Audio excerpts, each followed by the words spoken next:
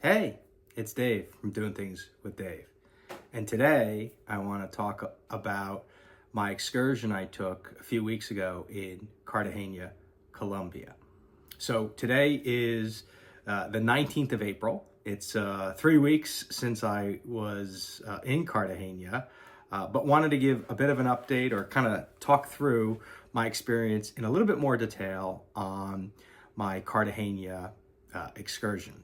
So Cartagena was the first port we went to. It was after 2 sea days. We left Miami on Saturday the 28th, had a couple of sea days, and then docked early in the morning in Cartagena, Colombia. Now for me, Cartagena was the very first time I was in South America, and it was obviously the first time I was in Colombia. So it was country 21 and continent number 4. Originally, when I booked the cruise, I had booked 3 excursions, but not one in Cartagena. I had looked at the map. I'd looked at some reviews on YouTube and TripAdvisor and a few other sites and thought, I can just walk to the UNESCO fort and that'll be fine. But then I started thinking about it and realized maybe I should just book an excursion. Excursions often are an interesting way to see some of the key and most notable sites in the city. So I looked on the Norwegian site and ultimately settled on an excursion that was designed to do a couple of things. One is go see the fort.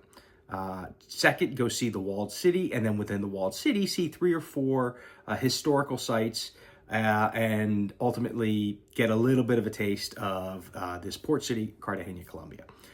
Now, what was pretty cool was the total cost after my loyalty status, which at the time was gold, it's now platinum, woohoo! And the More at Sea program, which gives $50 per cabin per port excursion credit. The total cost was $17.40. So this was kind of like if the excursion was horrible, I'm out $17, and if it's anything better than horrible, I'm ahead. So ultimately, I booked and was really excited about it. So when we docked, like I said, we docked kind of early in the morning, and we had a relatively early sail away time. The next day was the Panama Canal, so we definitely needed to make sure we were queued up early in the morning for the Panama Canal transit. And again, I'll do a video on that coming soon.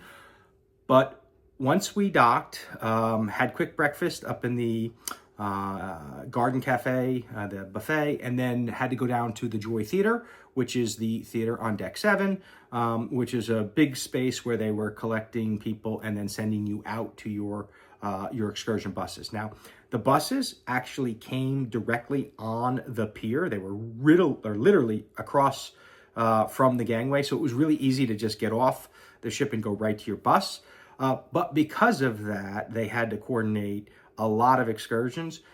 One, if you will, criticism or opportunity for Norwegian to get better on these types of big excursion days where you're launching everyone out of or assembling everyone in the theater is a bit better communication and management. They had one person on stage both communicating with the people on the port or on the pier itself, bus XYZ is ready, send this group, as well as communicating directly with the large groups, 800 to 1,000 people sitting in and around the theater.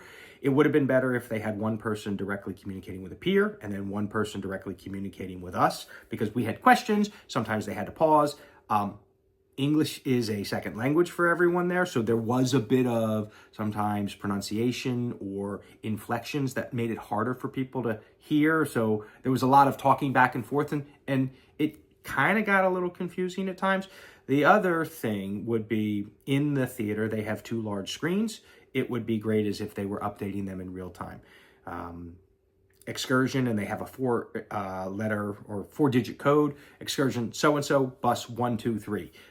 Excursion so-and-so, not yet boarding, right? I realize I'm asking for a lot, but at the same time, when you have a lot of people trying to get off the ship to get on these excursions and we've got a limited amount of time, a bit of over communication would have been good. But that said, once we did get off the ship, and getting off the ship was very straightforward, walked off the gangway and immediately got on our bus our guide. Her name was Jenny. She greeted us. She got everyone to get seated. And then within a few minutes, we were on our way to our first destination, which was to see the old fort, which was amazing. It's a UNESCO site, San Felipe de Barajas. It unfortunately was a little bit not what I expected, in the sense that I thought we were actually going to go in the fort. This was really a picture stop, so we spent about 15 minutes. But a word on Jenny before I go back to the fort. She was phenomenal. From the moment we got on the bus, she talked through what to expect. Then she started giving us some very clear information about the city. If you've ever been on a tour in one of these countries, you get a lot of dates of when things happened. And she was really good about telling us the dates of Colombia's independence, when there were big battles fought in Cartagena, what it all meant to the region, because that region has undergone a lot of change in terms of country names and independence and borders and all sorts of things. And obviously Colombia and Central and South America are in the news for a lot of reasons. But this was a really informative way to get a up close and personal bit of history as we're seeing some of the things. So in any case, Jenny became, if you will, the gold standard. I compared the rest of the guides I had during the cruise and the other excursions I had, and she was definitely top notch. So when we got up to the fort, Jenny gave us a couple bits of really good information. Number one, how long we were going to be there. She said about 15 minutes. Number two, the bus is going to stay in this location. Number three, she gave us a sort of a understanding of what to expect from the street vendors. She said they are aggressive. They will come up to you, but if you don't want something, just tell them no. Generally, they will leave you alone. But if you show interest, they will probably keep trying to barter with you until you make a purchase. So that was, I think, really good advice. It was transparent, it was accurate, it was real, and it was useful because if you were interested in doing something and buying something, you could do it. But at the same time, if you didn't want something, just saying no thank you, and moving on, generally they'd leave you alone. And again, there was lots of opportunities to buy things. So if you want to buy something at one spot, great. But if you didn't, you had other chances to do so. So got off the bus, walked over to some viewing areas of the fort, took some video of it. It was stunning. It's massive. It's up on a hill. It overlooked the bay. So it was as these types of Spanish forts have been built around the Caribbean, a key defensive overlook to protect the city from pirates, from invaders. And during the 16th, 17th, 18th century, Cartagena, as many of the Caribbean islands and countries that border the sea were under a variety of different territorial wars and fights. So this fort was actually used, and it was really cool to see it. Again, it would have been great to get up into it, but we didn't, and that's okay. I got some really neat pictures and felt like at least I got to see it. So next, we got back on the bus, and everybody was back on in about 10 to 12 minutes, so it was great. We drove then into the old walled city, and the walled city originally was 11 kilometer in diameter. There's still 9 kilometers around the city, and that's fascinating to me, right? That there's still the walls there, and we got to see it, and got to see a lot of the little forts and outposts that are on the walls, as well as how the modern day Cartagena has adapted and leveraged the walls. So our second spot, or stop, I should say, was at what they call the dungeons. Now, they've converted the dungeons now into shopping stalls. And we parked, and our shopping stall was number 2. Every other bus, I'm sure, had a different shopping stall. I think there's probably some sort of arrangement between this tour and that stall, but that's fine, because basically it meant all the stalls are essentially the same. They're selling things like magnets. They've got some jewelry. They've got some hats and local knickknacks and crafts, souvenirs you want. And look, if you're on a cruise, you're probably going to want to get some sort of memento. For me, it was a magnet, but at the same time, I totally respect stopping there. It was nice to have a bathroom. And then we had about 10 or 15 minutes again to walk around. I took a short walk, got up onto part of the wall, got to see what the water looked like on the other side. It was neat. And sort of started to get my first perspective on what I thought the old colonial city looked like. And I'll talk a little bit more about that as we get a little bit further. So after about our 15-minute stop, we got back on the bus, and we took another short ride to the Naval Museum. Now, the Naval Museum was really interesting. Now, first when we walked in, we sat down, everyone got a drink included in the tour, and then we watched some native dancing. And it was great because we had gotten in towards the end of the first show, and Jenny said, no, we get to stay a little bit longer. We moved our seats up, and we got to see another 10 minutes or so. And it was really fascinating. The dancers did a phenomenal job, high energy. They changed costumes a few times. It was really cool to see. And a nice, if you will, brief interlude from the hot sun. Place to sit down, watch a little bit of interesting, culturally appropriate dancing, and then we moved on to some more of the exhibits. Now, the Naval Museum was fascinating. A lot of dioramas, a lot of description of the history of Cartagena from a wartime perspective. And again, because it's a port city, the Navy is very important there. So we got to see some perspective on different battles, how the forts and fort structures were used, how the harbor used to have two entrances, but then they sort of dammed up one of them to create a choke point, and it was very successful in defending the city. And it was just an incredibly well done museum itself. It was in really great shape. They actually had a stern of a ship that you could climb on as a diorama, like live experience. So that was really neat and very impressive. So after a few minutes there, I'd say about 30 minutes there, we proceeded to walk. And what we did first was walk to one of the town squares, got to see a little bit more of the city. And then our next destination, walking from the Naval Museum to this destination, was the Inquisition Museum. Now, Colombia was one of 3 countries, Mexico and I believe Peru, that were big proponents or users of the Inquisition. And they showed us through the museum. And if you're not familiar with the Inquisition, this was during the 1800s.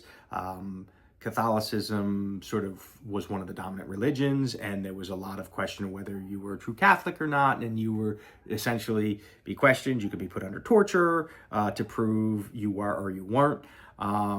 It's fascinating. I'm not going to get into religion or politics on this channel, but it was one of those things that was really interesting to see and sort of understand how the process went and what people went through.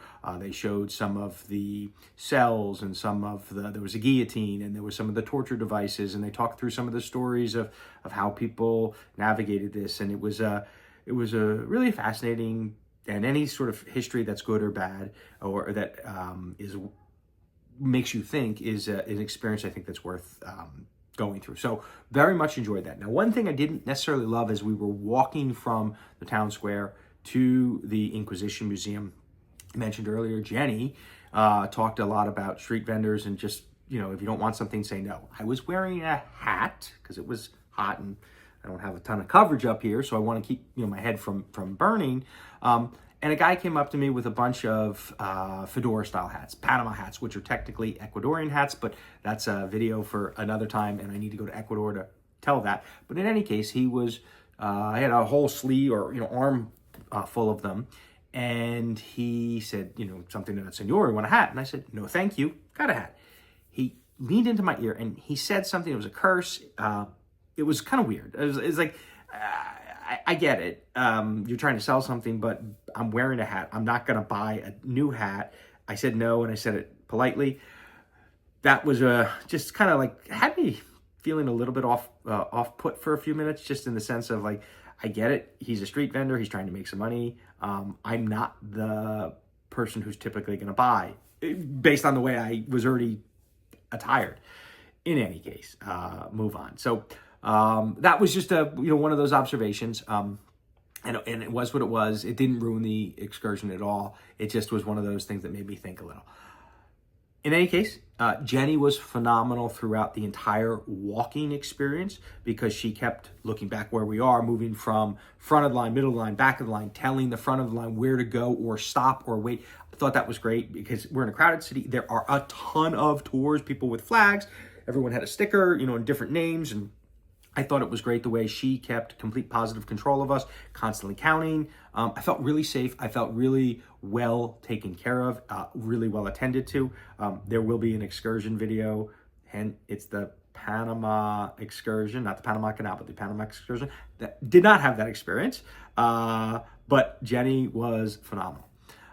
Okay, so after we left the Inquisition Museum, we walked back through part of the square, and then Jenny said, okay, we're gonna go to the last stop. It is an emerald store. We'll meet there. Here's where the bus will be. You can go into the store, you can, look if you wanna make a purchase, but you also have 30 minutes from now to walk around and just stay in this little area. The nice thing is it's been in areas that we've driven through and already seen, and it was very easy to find where the bus was. So what I did is I went into the Emerald Museum or Emerald Store, had a cup of coffee, and then decided to do a little walk around back on the wall, take some more pictures and videos. And this is sort of where I wanted to end what did I think of the city itself? The colonial city reminded me very much of New Orleans and the French Quarter. Now, what's interesting is the French Quarter, of course, has heavy French influence. Cartagena has heavy Spanish influence, yet the building structure, there was a lot of similarity. And I think it was in three main areas. One, the streets were very narrow, so a lot like the French Quarter. Two, the buildings were 2 to 3 stories high, max, and the buildings cannot be built differently. They've got some UNESCO protections that ensure the buildings, if they rebuild something, will look in the same style. And then number 3, the colors and balconies, right? It just had that same sort of vibe, again, with a lot of the flowers and plants growing. It had a really, and I enjoyed it. I thought that French Quarter vibe, or maybe the French Quarter has a Cartagena vibe, no one is better than the other. But I really enjoyed sort of the look and layout of the city. It was a really nice, pleasant, enjoyable, and beautiful colonial city. Okay, so after about 30 minutes, we got back on the bus. And again, the bus was where it was supposed to be. Jenny was great at making sure everybody got to where they needed to be. And then we had one quick bus ride back to the port area, about 15 minutes. And Jenny, again, talked about some of the things in the more modern section. As we left the old city and made our way to the port, there was a much more modern vibe. To me, that area actually reminds me of Mumbai, India. I've been to Mumbai many times. The buildings are very tall. They're light in color. It had that same sort of look and feel to parts of Mumbai, especially Powai. Now, Powai is where I generally stay when I go to Mumbai, and I know I'm kind of taking a side angle here, but Powai is where a lot of the expats live. There's a lot of 2- and 3-story buildings along with the 20 to 30 to 50-story buildings. And as we're driving through that, I had reminiscence of Mumbai. So again, Cartagena is a beautiful city on its own, but it definitely stirred some thoughts in me of both the French Quarter in New Orleans, as well as the beautiful city of Mumbai or Bombay for those who live there and have lived there for a long time. And in any case, we had one more thing before we got on the ship, and this is kind of like a little bit of bonus. The port area itself has a really nice bird aviary that's free that you can walk through. And as you start walking through it, you see peacocks all over the place. They've got tortoises and turtles, and then they have tons of macaws. And they're all flying freely around. They're not necessarily in cages or exclusive enclosures. So there were birds all over the place. It's loud, it's boisterous. I'll put a video up as part of this that without any sort of other sound so you can hear how loud it is. But that was a really neat, free included part of the port area. They had some shops. They had a few places you could buy some souvenirs. I ended up buying another magnet there because that's what I do. But they also had some food and a few other things you could spend a little bit of money on. But it was a really nice little bit of the port area to add a nice ending touch. So after I left that, I walked back to the port, back to the ship, got a couple of selfies in front of the Norwegian Joy, again, a beautiful ship that I've sailed on a few times, and then got back on the ship. And really said this was a great excursion. I enjoyed it immensely. I thought it was a great way to start the cruise. Again, this is a 15-day cruise. We had a couple sea days. We'd already sort of got used to being on the ship and sort of all the different areas of the ship and what we like and all that sort of stuff. So this was a great way to say, okay, let's get off, let's explore a new city, and then let's get set up for the next day, which was the Panama Canal transit. Well, I hope you enjoyed this video. I know it's a little bit long and I kind of ramble sometimes, but that's me and that's the way I do it. And if you like these types of videos, I will be putting out a bunch more about my Panama Canal cruise, the different excursions I've been on. I've also already updated a sort of overview of the experience, and I'll link that in the description.